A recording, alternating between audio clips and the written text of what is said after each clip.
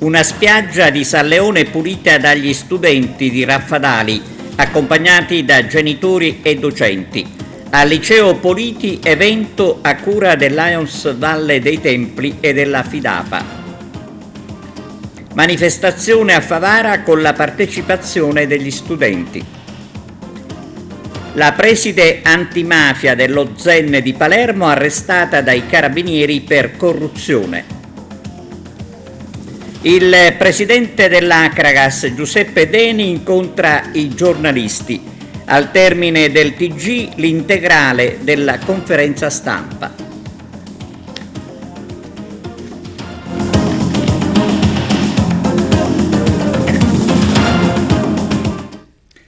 Buongiorno da TVA Notizie. Studenti di Raffadali, accompagnati da genitori e docenti, puliscono una spiaggia di San Leone.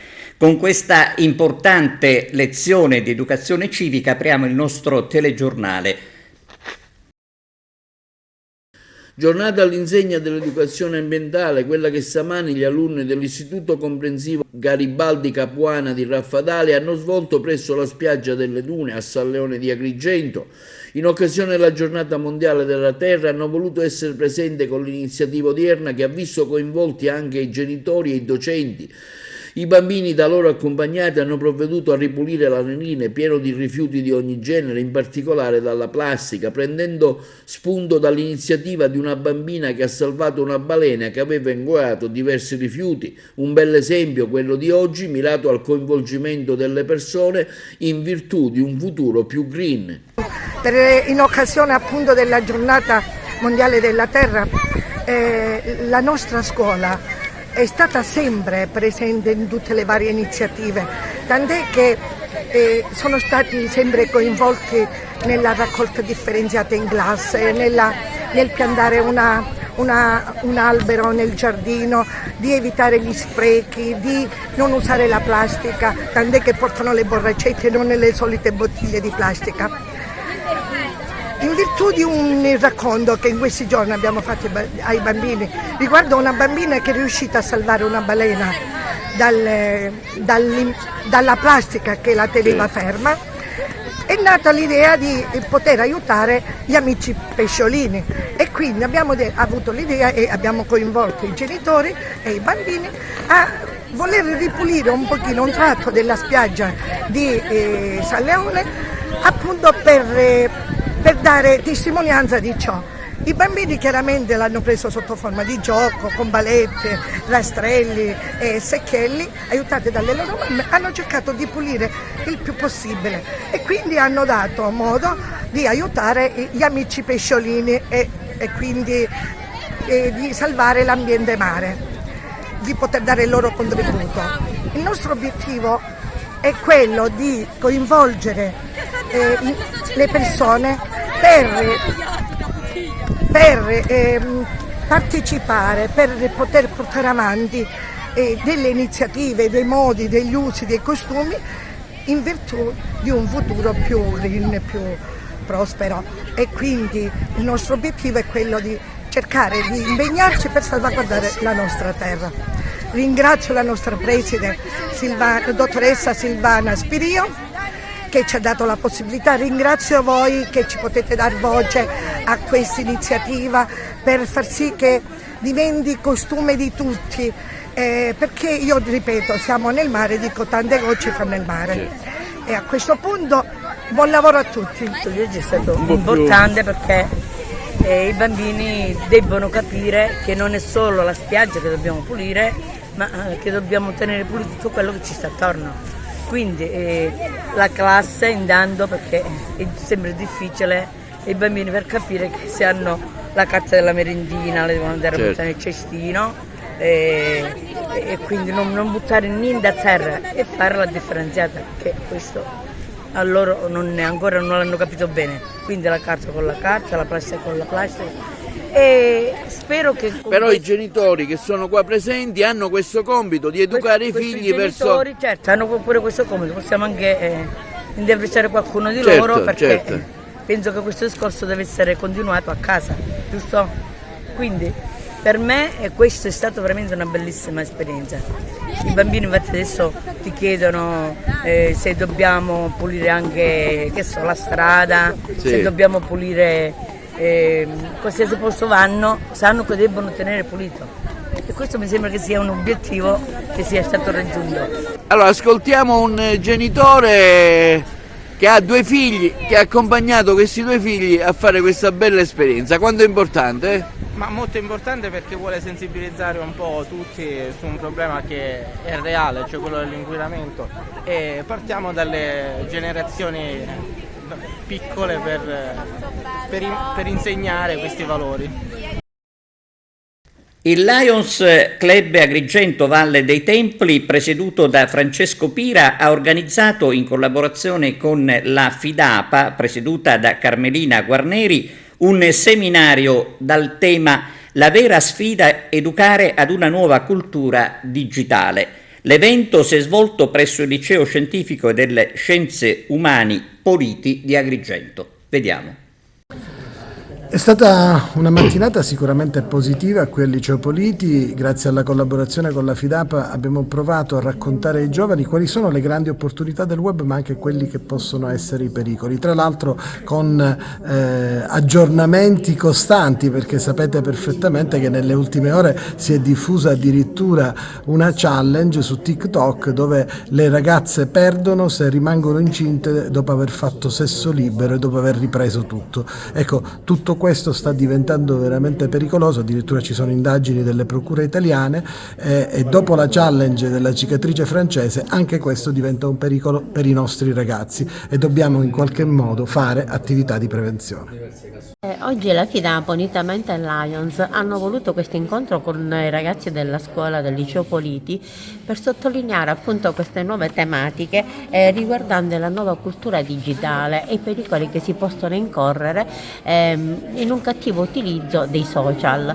Noi abbiamo avuto con noi il professore Pira, che è un famoso sociologo, un professore associato all'Università di Messina, e anche la sociologa dottoressa Patrizia Volpe, che è un funzionario dell'ASP, che hanno illustrato con competenza e con veramente un linguaggio molto chiaro per i ragazzi quali sono i pericoli cui si va incontro. C'era anche l'avvocato Salemi, ha illustrato invece i vari crimini legati al digitale. È stata una giornata molto interessante e anche per i ragazzi e per tutti noi. Verso il 25 aprile, manifestazione a Favara con il coinvolgimento delle scuole.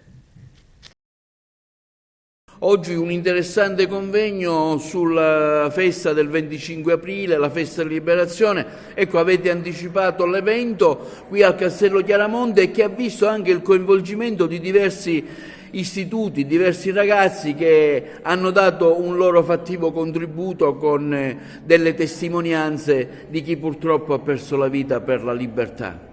Sì, quest'anno abbiamo fatto questa iniziativa qui a Castello Chiaramonte anticipando di alcuni giorni la data simbolica del 25 aprile, il giorno della liberazione, per il semplice fatto che le scuole poi sono chiuse e quindi non abbiamo la possibilità di avere con noi i ragazzi su cui noi puntiamo con i nostri progetti, con le nostre iniziative, di far diventare, diciamo, dei nuovi, se non partigiani, quantomeno per farli diventare a conoscenza, per portarli a conoscenza, diciamo, della storia della guerra di liberazione, della resistenza della Repubblica e della Costituzione italiana. I ragazzi già si sono espressi una parte, perché ancora siamo in corso, stanno svolgendo dei lavori abbastanza interessanti, noi li ringraziamo, assieme a loro ringraziamo ovviamente i loro docenti e i dirigenti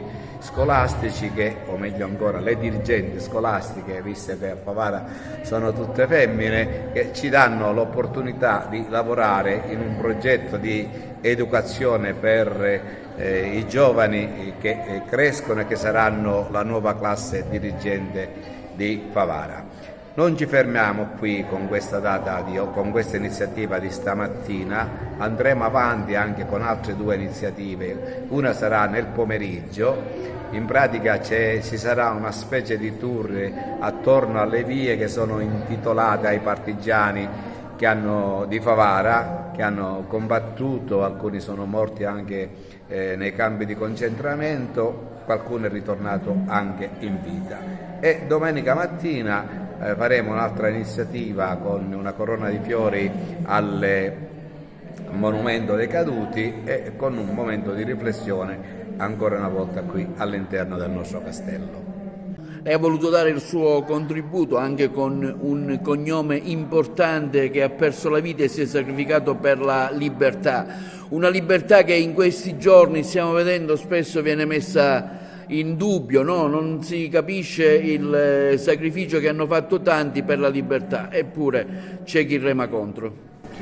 Ebbene sì, il mio cognome coincide con Calogero Marrone, anche se ci lega una larga parentela, ma io sono stata educata a questi valori e da allora mi sono impegnata durante il periodo scolastico, adesso sono in pensione e lavoro a tempo pieno con tutte e 2 le associazioni, quindi mi impegno in tutto e per tutto. Oggi sono un po' rammaricata, vi devo dare una grave notizia perché è stato il telegiornale a darla. Proprio stamattina al binario 21 di Milano sono stati infrattati dei murales, i Simpson vanno da Auschwitz. Questo è molto grave perché sappiamo che fin da tanto tempo serpeggia l'idea nazifascista, ma oggi come oggi tante situazioni portano veramente a chiederci che siamo in pericolo. La nostra libertà, la nostra democrazia viene vilipesa, riceviamo degli attentati magari non tanto muti ma semimuti, del momento che dobbiamo prendere coscienza in maniera veramente efficace, perché noi ci rivolgiamo alle scuole proprio per dare formazione, educare i ragazzi all'empatia, all'accoglienza, a saper stare bene insieme in libertà e in pace. Mai più la guerra, mai più il fascismo, memoria, memoria, memoria. Salvare una vita usando le mani. Mercoledì 26 aprile ad Agrigento, presso la sede dell'OPI, l'Ordine delle Professioni Infermieristiche, in contrada San Benedetto, si terrà un corso per affrontare i casi di emergenza. I soliti sporcaccioni colpiscono ancora e lo fanno sicuri dell'impunità. Oggi ci occupiamo della bretella che dalla 189 poco prima del viadotto Imera immette alla 122 per Porto Empedocle. Tutte le mattine in questo tratto spuntano nuovi sacchetti di spazzatura. Adesso il problema è diventato serio perché mette a repentaglio la sicurezza degli automobilisti. Dopo le tante segnalazioni giunte in redazione, abbiamo chiesto questa mattina l'intervento della Polizia Stradale di Agrigento per arrivare agli organi competenti alla rimozione dei sacchetti, ovvero il Comune, stando a quanto ci ha risposto l'operatore della Stradale. Staremo a vedere. Convegno alla Camera di Commercio di Agrigento verso una società 5.0 inclusiva e sostenibile. Arturo Cantella. Dottore Pezzino, un'interessante iniziativa oggi qui alla Camera di Commercio sulla transizione energetica e digitale, che vede anche la partecipazione di qualificati relatori ma anche delle scuole. Ecco, quanto sono importanti questi momenti anche per la crescita dei ragazzi. Sono molto importanti perché sul versante, per esempio, della transizione digitale il Paese non è messo male dal punto di vista delle infrastrutture, piuttosto sono le competenze digitali quelli che mancano, quindi la presenza dei giovani in questo incontro è estremamente importante. La transizione digitale e la transizione energetica sono 2 punti focali del PNRR, e per questo la Camera è estremamente impegnata su questo versante per fare capire alle imprese nel territorio quanto sia importante misurarsi su questi due aspetti. Ecco, sono due aspetti che consentono di organizzare uno sviluppo sostenibile e soprattutto sono due versanti che consentono di recuperare il gap che ci separa da altre regioni. Questi uffici sono stati creati dal MISE dal 2016. Questo l'ho voluto perché nell'indice DESI abbiamo effettivamente un ritardo riguardo al digitale. Per aiutare le imprese a far entrare nel proprio processo produttivo tecnologie abilitanti Impresa 4.0. Ora, il triennio che andiamo a vivere è praticamente riguardo si aggiunge la transizione energetica. Fondamentale andranno di pari passo. È fondamentale che si comprende che digitale e green vanno di pari passo e l'uno serve all'altro. Oggi si parla di transizione energetica e transizione digitale. Io ovviamente relazionerò sulla transizione digitale, che ormai insomma è presente in qualsiasi settore industriale comunque della nostra vita. La presenza dei ragazzi è molto importante perché parlerò proprio della cultura del dato, quindi come il dato deve essere reperito e come ovviamente viene elaborato per darci informazioni e poi ovviamente applicarlo alla vita quotidiana nostra o comunque anche alla vita industriale delle imprese. Quest'oggi si parlerà di efficientamento energetico, produzione da fonte rinnovabile e come inserirla nel territorio anche grazie alla tecnologia. La tecnologia che aiuta a diffondere, a gestire e aumenta la produttività di tutto il settore. Quindi è un connubio imprescindibile. Oggi verrà affrontato dalla parte sociale alla parte produttiva, quindi energetica, e finiremo con la parte informatica, quindi saranno 3 interventi, 3 relatori che parleremo di questi 3 argomenti principali e inoltre verranno dati 3 crediti ai colleghi ingegneri iscritti all'ordine. Venerdì 12 maggio presso la chiesa di San Calogero ad Agrigento si terrà un incontro sui testimoni del Vangelo. Monsignor Lucio Ligregni, un sacerdote al servizio della chiesa agrigentina. Introdurrà Enzo Di Natali dopo i saluti del sindaco di Agrigento. Monsignor Ligregni, originario di Cammarata, è scomparso il 3 luglio del 2020 ed è stato per tanti anni rettore proprio del santuario di San Calogero. Quando la fotografia diventa un'arte, possiamo definire così gli scatti fotografici di Don Carmelo Petrone, direttore del settimanale cattolico agrigentino L'Amico del Popolo, scatti che mostrano dettagli curiosi che Don Carmelo riesce a cogliere puntualmente. Oggi ci piace mostrarvi l'ultimo scatto in ordine di tempo realizzato da Carmelo Petrone, ovvero la gatta archeologa della valle, così come si legge nella didascalia. Seminario su varietà e potenzialità della costa di Realmonte, un patrimonio da preservare. Arturo Cantella. L'aula consiliare del municipio di Realmonte ha ospitato la seconda edizione del seminario Varietà e potenzialità della costa di Realmonte, patrimonio da preservare e valorizzare, alla presenza di numerosi e prestigiosi relatori, contributi delle autorità istituzionali, dei tecnici, dei rappresentanti dell'associazione, moderati dal professore Luciano Carruba, hanno consentito, sia in presenza che in collegamento, di tracciare un'attenta disamina dello stato di salute della costa realmontina, in particolare del sito della Scala dei Turchi, ponendo i riflettori sulle criticità e le soluzioni adeguate per consentire la prossima apertura di uno dei luoghi più belli del mondo. Incontro dibattito questa sera sulle varietà, sulle potenzialità della costa di Realmonte, patrimonio da valorizzare e preservare. Questo è il titolo. Siamo alla seconda edizione che abbiamo voluto fortemente. Io per la partecipazione di questa sera ringrazio di cuore il colonnello Stingo, il comandante Ventriglia, la parte scientifica, il professore Randazzo, il professore Cancellieri, insomma tutti quelli che hanno partecipato, la parte tecnica, i tecnici comunali, l'ingegnere Zicari, l'ingegnere Arcieri e tutti quelli che hanno composto questo grande e meraviglioso team. Ringrazio altresì l'europarlamentare Tardino, che è stata qua assumendosi degli impegni sulla finalmente inserimento della Scala dei Turchi come bene UNESCO, sulla risoluzione della questione che riguarda la vertenza in sede civile, insomma a 360 gradi, così come aveva fatto il ministro che era venuto qua e come continuano a fare i governatori, insomma il governo centrale.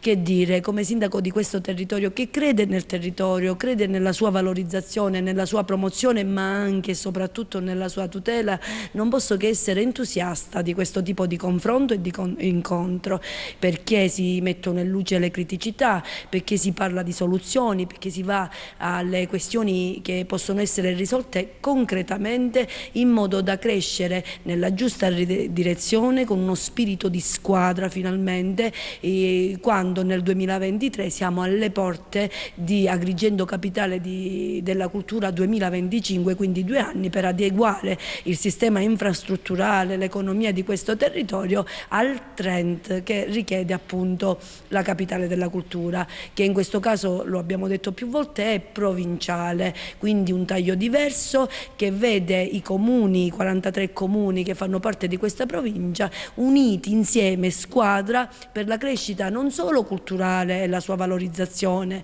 Sappiamo tutti che la Sicilia è culla di cultura, ma soprattutto è anche per una crescita socio-culturale ed economica, in modo da veramente fare la differenza. Stiamo lavorando perché la Scala dei Turchi e Real Monte siano veramente un'attrazione turistica per tutto il mondo. Innanzitutto non si può prescindere dal fatto che la Scala dei Turchi diventi veramente patrimonio dell'UNESCO, anzi siamo veramente stupiti come ancora non lo sia. C'è una richiesta che stiamo portando avanti, stiamo cercando di aiutare l'amministrazione comunale per far sì che vengano sgravati da certi oneri fiscali che non è corretto che un'attrazione come la Scala dei Turchi ancora subisca, e poi certamente l'impegno fondamentale è perché le infrastrutture legate alla mobilità che consentono di arrivare a Real Monte e così come nell'Agrigentino tutto vengono rafforzate. Dal Parlamento europeo è arrivato un progetto di revisione ad opera della delegazione di cui faccio parte della rete TEN-T che collegherà finalmente l'anello sud, quindi della zona territoriale che viviamo, quindi la parte sud della Sicilia, alla rete europea dei trasporti. Questo chiaramente ci consentirà di poter partecipare, di poter avere dei finanziamenti a livello europeo e di sviluppare la rete su gomma e ferroviaria anche per questa parte della Sicilia che è purtroppo abbandonata da decenni. Un intervento dibattito fondamentale, quello che attiene alla protezione e alla valorizzazione della Scala dei Turchi. Un momento di riflessione offerto dall'amministrazione comunale volto a rendere questo bene nuovamente fruibile, aprendolo e liberandolo da queste catene, da questa imbrigliatura dovuta alle reti metalliche che in qualche modo ricordano ancora i momenti in cui il bene era sotto sequestro. Il dibattito odierno muove da una considerazione fondamentale, secondo me, e cioè che una costa bella può anche essere utilizzata per l'economia. Le 2 parole su cui ci si concentrava nel dibattito sono preservare e valorizzare. Evidentemente la valorizzazione non è un compito delle forze dell'ordine, sta alla politica scegliere gli strumenti e stabilire le linee. Noi che cosa facciamo? Facciamo soprattutto protezione.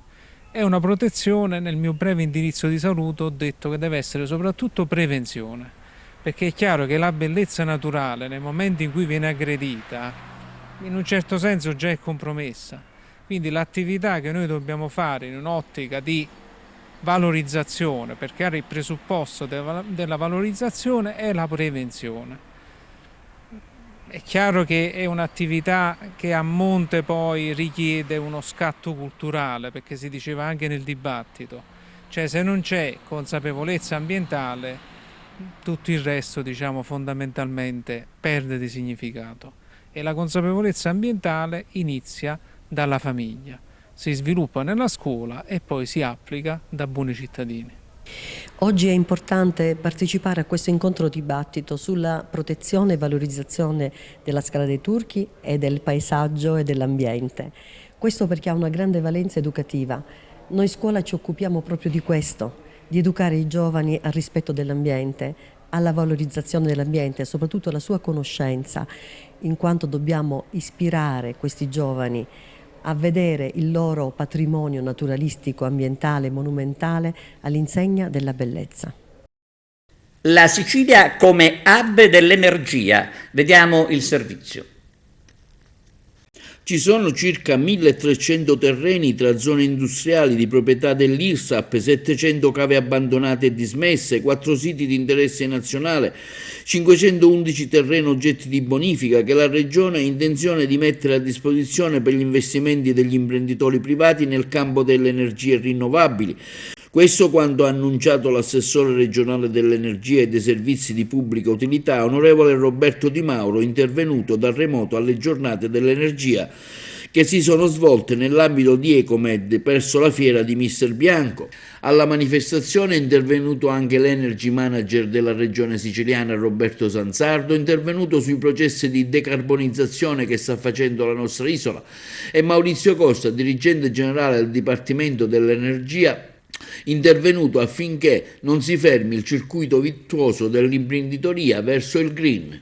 Le energie della Sicilia sono principalmente le energie da fonti rinnovabili, quelle che noi oggi dobbiamo sviluppare, quindi fotovoltaico, eolico, idrogeno, geotermia, sono le fonti su cui bisogna puntare per un futuro sostenibile e per un'economia circolare.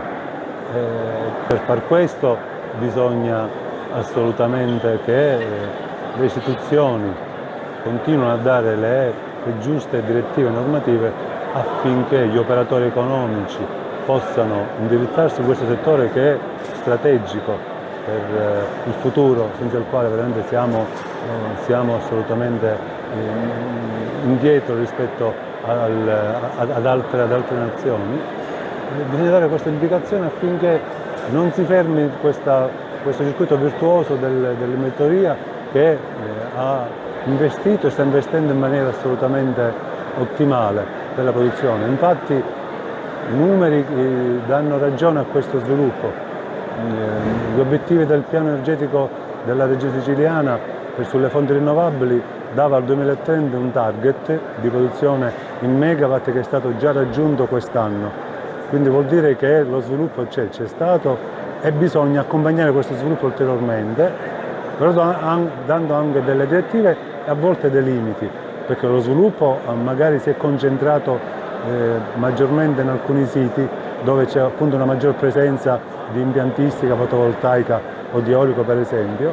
Quindi con queste direttive che stiamo emanando cerchiamo di distribuire meglio nel territorio queste impiantistiche affinché non ci siano appunto le concentrazioni, non ci siano perdite economiche relative all'agricolo che deve essere tutelato e garantito, e quindi dobbiamo in questa economia circolare appunto equilibrare, uniformare le esigenze del privato, del pubblico e dell'ambiente. Gli obiettivi, come dicevo, sono questi: uniformizzare e regolamentare soprattutto le norme sul fotovoltaico. Gli obiettivi sono sviluppare ulteriormente la fornitura di idrogeno verde.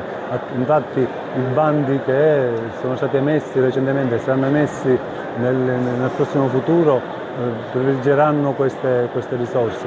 La Regione Siciliana è all'interno della manifestazione Ecomed, che è una fiera del settore, presente con le giornate dell'energia, che sono un momento di divulgazione del percorso che sta facendo l'amministrazione regionale verso la decarbonizzazione dei processi produttivi nella regione siciliana e dei consumi in generale. È una manifestazione alla quale noi aderiamo oramai da 5 anni, portando appunto le esperienze che la regione sta facendo e tutto ciò che promuove in questo senso. Quest'anno particolarmente ci occuperemo di idrogeno e domani inauguriamo un organismo importante, si chiama l'Osservatorio sull'idrogeno, che accompagnerà l'amministrazione nelle scelte che farà poi su questo importante vettore energetico, sul quale l'Europa punta e sul quale la regione siciliana ha deciso di intraprendere un percorso di sviluppo di questo settore. Il piano regionale è stato approvato con delibera di giunta a luglio dell'anno scorso, ovviamente è un piano che nasce in un momento storico leggermente diverso da quello che stiamo vivendo in questo momento per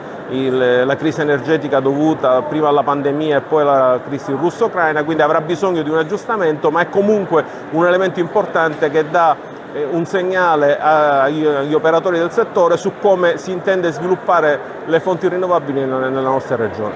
Fondamentalmente le fonti tradizionali, cioè l'eolico e il fotovoltaico, che vedono la Sicilia ovviamente in una posizione privilegiata rispetto al resto dell'Italia, perché da noi il raggiamento e ventosità sono più elevate, quindi consentono di avere una produzione più importante a parità di potenza installata. Questo si accoppierà ovviamente col fatto che seguiremo il processo per utilizzare questa energia con gli elettrolizzatori che ci consentiranno di avere idrogeno verde da utilizzare per la decarbonizzazione di quelle imprese che in Sicilia hanno un peso importante, che sono il petrolchimico e le acciaierie, che usano già adesso idrogeno, ma usano un idrogeno che viene derivato dal metano, quindi che produce importanti emissioni di CO2. In questo modo ridurremo le emissioni di CO2 dell'industria siciliana. Ci sono delle risorse importanti che sono già state messe in campo con il Piano Nazionale di Ripresa e Resilienza, ci sono 2 bandi in corso, uno si è concluso a febbraio di quest'anno, direttamente portato avanti dalla Regione Siciliana, che ha un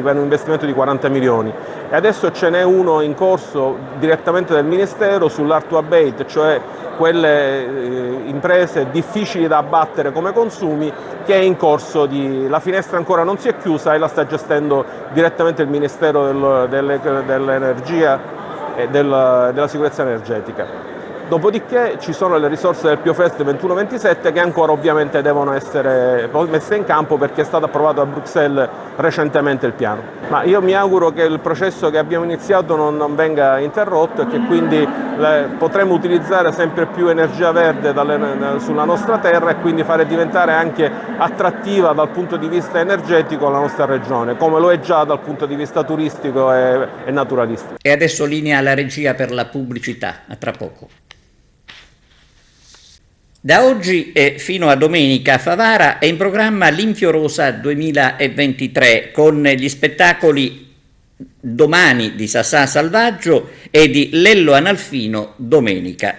Intanto si registra una grande affluenza di pubblico per visitare i 2 tappeti realizzati all'interno del Castello Chiaramonte.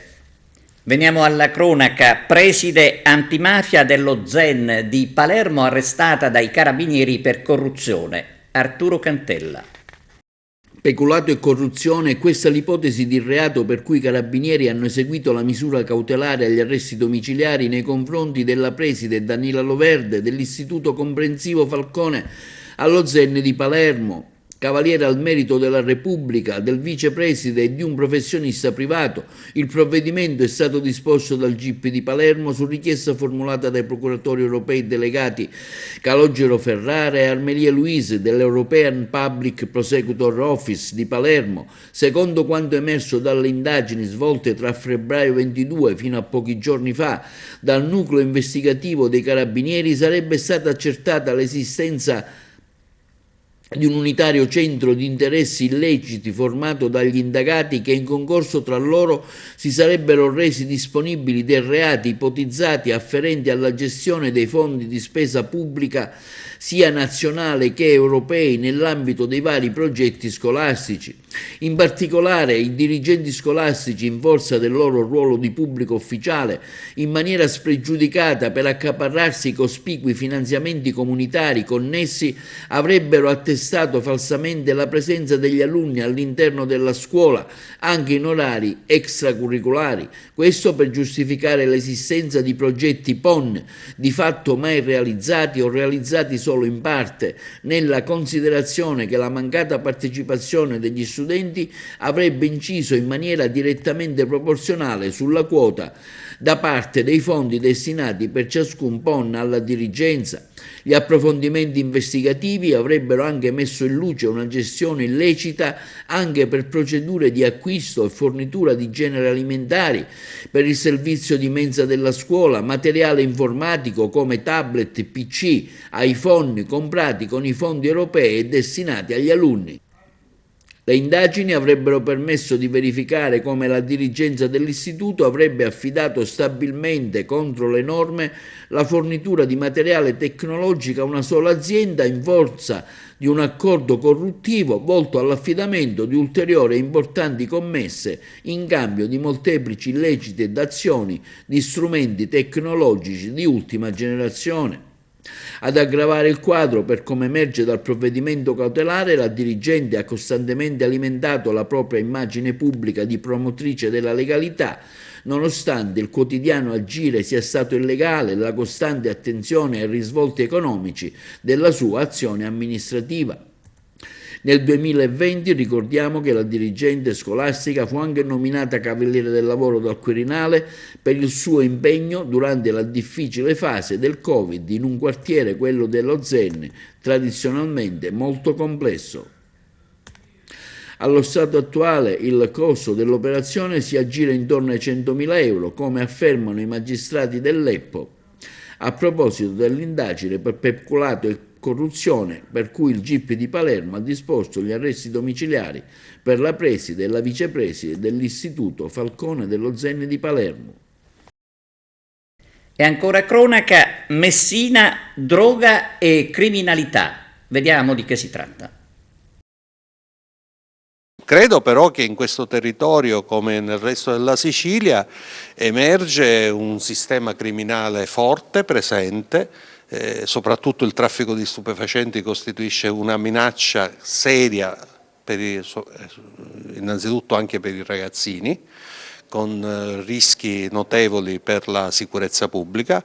Allo stesso tempo notiamo una scarsa capacità del sistema territoriale di dotarsi di strumenti di tecnologia avanzata in grado di vigilare sulla sicurezza dei cittadini, mi riferisco agli impianti di videosorveglianza.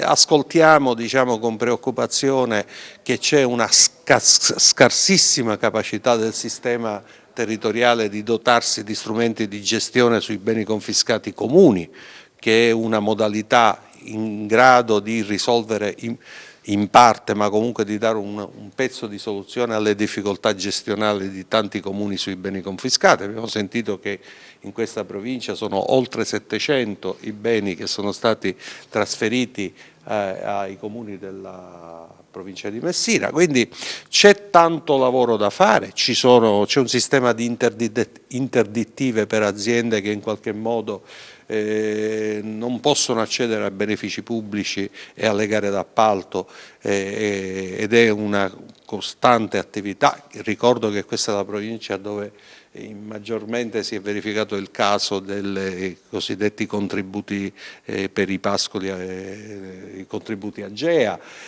Quindi c'è un'attività di monitoraggio, ma nello stesso tempo c'è la consapevolezza che bisogna fare un salto di qualità ed è questo il senso per cui noi siamo qui. Noi non siamo solo qui per ascoltare e sapere, vogliamo provare a mettere insieme le diverse energie, quelle formalmente preposte, forze dell'ordine e magistratura, quelle sostanzialmente preposte, cioè le istituzioni locali, per costruire quell'esercito diffuso che rompa e combatta l'indifferenza, perché io credo che il peggior nemico della Sicilia e della Sicilia per bene siano il mondo di chi si gira la faccia. Quel mondo favorisce la mafia e noi dobbiamo conquistare quel mondo ad una consapevolezza che liberarci dalla mafia significa che ognuno di noi deve dover e poter fare il proprio dovere ovunque esso opera. E sono ore frenetiche per organizzare lo storico Carnevale di Sciacca. Il patron della Meridiana Eventi e Produzione, Silvio Alessi, ha lavorato per predisporre al meglio tutto ciò che è necessario per la riuscita dell'evento. In primo luogo si punta sulla sicurezza.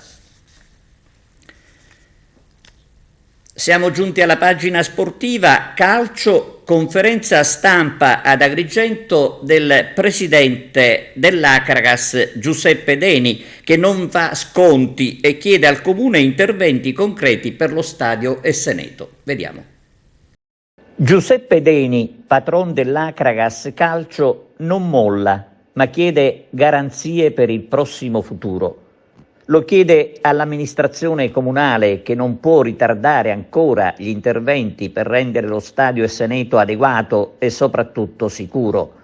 Ieri in conferenza stampa Deni ha precisato di non volere polemizzare, ha chiesto solo di vedere i fatti, senza più chiacchiere e promesse che fanno male anzitutto ai tifosi e allo sport. Una risposta alla città e ai 5.000 presenti domenica allo stadio bisogna darla e deve essere una risposta finalmente soddisfacente. Presidente, lei in conferenza stampa ha rassicurato i tifosi, ha detto io non lascerò, anche perché sarebbe un peccato mortale dopo la gioia di domenica. Sì, è così, io non me la sento di lasciare questo patrimonio che abbiamo creato. Abbiamo portato più di 5.000 persone allo stadio, bambini che piangevano per l'Agrax, non me la sento di lasciare tutto questo e voglio fare un progetto, se tutte le componenti ci saranno, un progetto vincente che possa portare l'Agragas ad alzare un po' l'asticella. Però lei ribadisce la necessità di intervenire per togliere, per cessare con la vergogna in cui si trova lo stadio. Assolutamente sì, anche perché ci sono delle regole federali. Mettiamo caso, noi vinciamo il campionato, non abbiamo lo stadio adeguato per poter fare il professionismo, per cui saremmo costretti ad andare a Siracusa e non mi sembra che sia il massimo. Caltanissetta e Favara insegnano che si può attingere dai bandi per avere una struttura a gioiello. Ma assolutamente sì, ma non solo Caltanissetta e Favara, ma tantissimi comuni della Sicilia. Se ogni tanto si pensasse meno a fare qualche evento musicale, che poi alla fin fine non porta niente di buono, però non porta neanche cose negative, però dico, è come l'acqua, non fa né bene né male, e si pensasse ad attrarre finanziamenti per rilanciare lo sport in generale in questa provincia, credo che si farebbe una cosa positiva. E subito dopo il TG manderemo in onda l'integrale della conferenza stampa di Giuseppe Deni. Domenica alle 9 prenderà il via nella Valle dei Templi il primo trofeo per la Coppa Giovanile di Mountain Bike. Domani alle 11 l'evento verrà presentato nel corso di una conferenza stampa presso la Casa San Filippo, sede del Parco Archeologico. Era questa l'ultima notizia, grazie per averci seguito e arrivederci.